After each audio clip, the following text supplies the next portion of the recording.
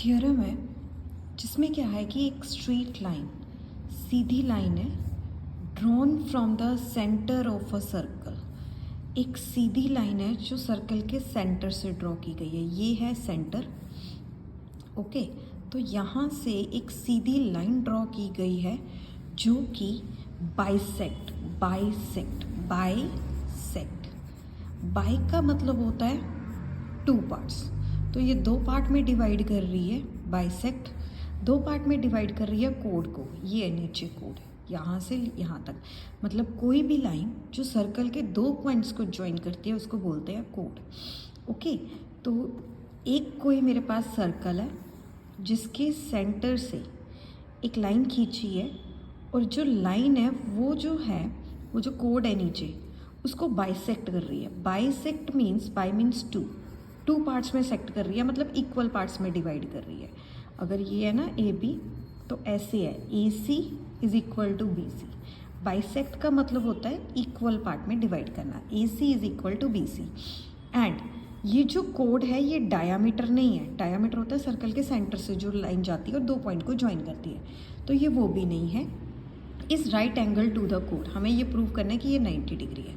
एक बार फिर से समझ लो, एक सर्कल है उसमें एक कोड है, और ये जो कोड होती है ये क्या होती है कि जो सर्कल के दो पॉइंट्स को ज्वाइन करती है। मगर ये जो कोड है वो डायमीटर नहीं है, और एक लाइन आ रही है जो सर्कल के सेंटर से आ रही है। ओके, और इसको बाइसेक्ट कर रही है, इक्वल पार्ट्स में डिवाइड कर रही है। और मुझे क्या प्रूव करना है कि ये उसके परपेंडिकुलर है, मतलब 90 डिग्री का एंगल बना रही है जब उसको बाइसेक्ट कर रही है। तो ये प्रूव करना है, तो इसको हम प्रूव करते हैं। तो प्रूव करने के लिए क्या करेंगे, पहले हमेशा गिवन लिखना होता है कि गिवन क्या है। तो मेरे पास क्या है, एक सर्कल है जिसका सेंटर क्या है, ओ। एक सर्कल दे रखा है जिसका सेंटर ओ है, और ये जो ओ है ये एक्सटेंड की मैंने आगे, और इसने कोड ए बी को किस पॉइंट पे बाइसेक्ट किया या कट किया, सी पे। Okay, so a circle with centre O and O C bisect the कोड ए बी। टू प्रूफ क्या करना है कि जो ओ सी है, ये जो ओ सी है वो ए बी पे परपेंडिकुलर है। मेरे पास एक सर्कल है, उस सर्कल के सेंटर ओ से एक लाइन निकल रही है जो कोड ए बी को बाइसेक्ट कर रही है, इक्वल पार्ट में डिवाइड कर रही है।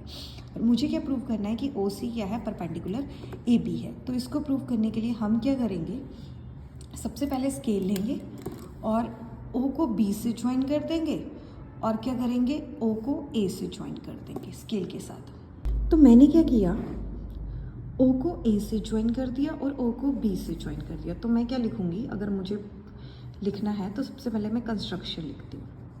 अब कंस्ट्रक्शन में मैं क्या लिखूँगी, कंस्ट्रक्शन में मैं लिखूँगी दैट कि ज्वाइन, आप एक ओ को join O A and O B. O को ए से जोड़ दो, ओ को बी से जोड़ दो, आपको दो ट्राइंगल्स मिल गई। अब चलते हैं इन ट्राइंगल्स में प्रूफ, इसके भी नंबर मिलते हैं लिखने के।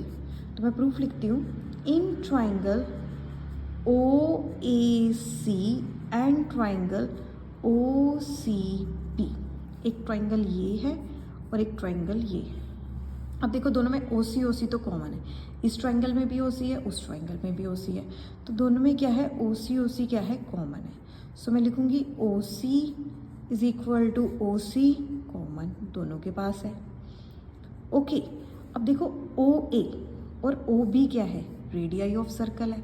सर्कल के सेंटर से अगर एक लाइन को ड्रॉ करो और दूसरे पॉइंट पे मीट करे, दो पॉइंट पे तो अगर मीट कर रही है तो वो कोड है, पर अगर ये सर्कल के सेंटर से एक पॉइंट पे जाके मीट करती है उसको रेडियस कहते हैं। तो ये भी रेडियस है, ये भी रेडियस है, और सर्कल का रेडियस सेम होता है, एक ही सर्कल के अंदर है।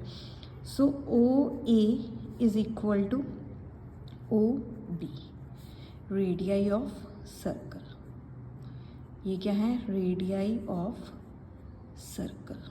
तो ये हो गया। अब उसके बाद देखो आपको दे रखा है कि ये जो कोड है ओ सी, ये ए बी को बाइसेक्ट कर रही है, इक्वल पार्ट में डिवाइड कर रही है, ये दे रखा है। और एक्चुअल में ये भी थ्योरम है, इसका ऑपोजिट हो जाती है।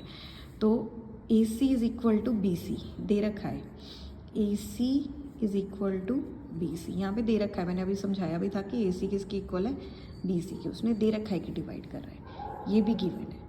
तो आप यूज़ करो। अब आपके पास क्या आ गया, एक साइड साइड, तो आपकी साइड सिमिलैरिटी आ गई। So by side similarity triangle OAC is congruent to triangle OCB.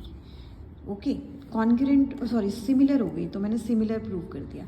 अब जब आपने उसको सिमिलर प्रूव कर दिया, दो ट्राइंगल्स सिमिलर हो चुके हैं सिमिलैरिटी के थ्रू, तब आपके पास एक मैजिक स्टिक आ जाती है जिसको बोलते हैं CPCT।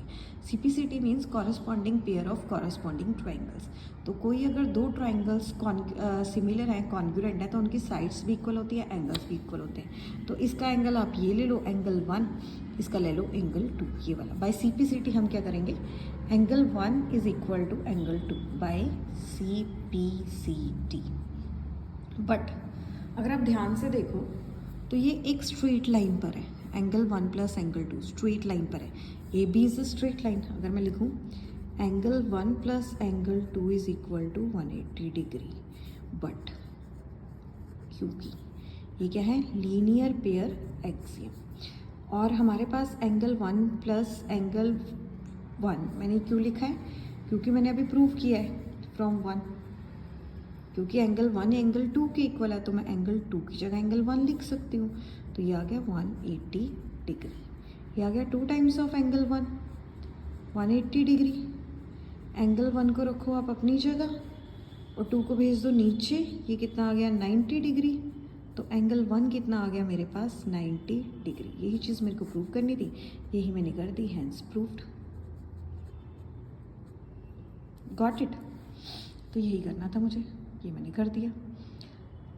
Angle 1 is equal to angle 2 है, ये भी मैंने प्रूव किया। तो angle 1 is equal to angle 2 90 degree है, इसका मतलब ये भी 90 है, ये भी 90 है।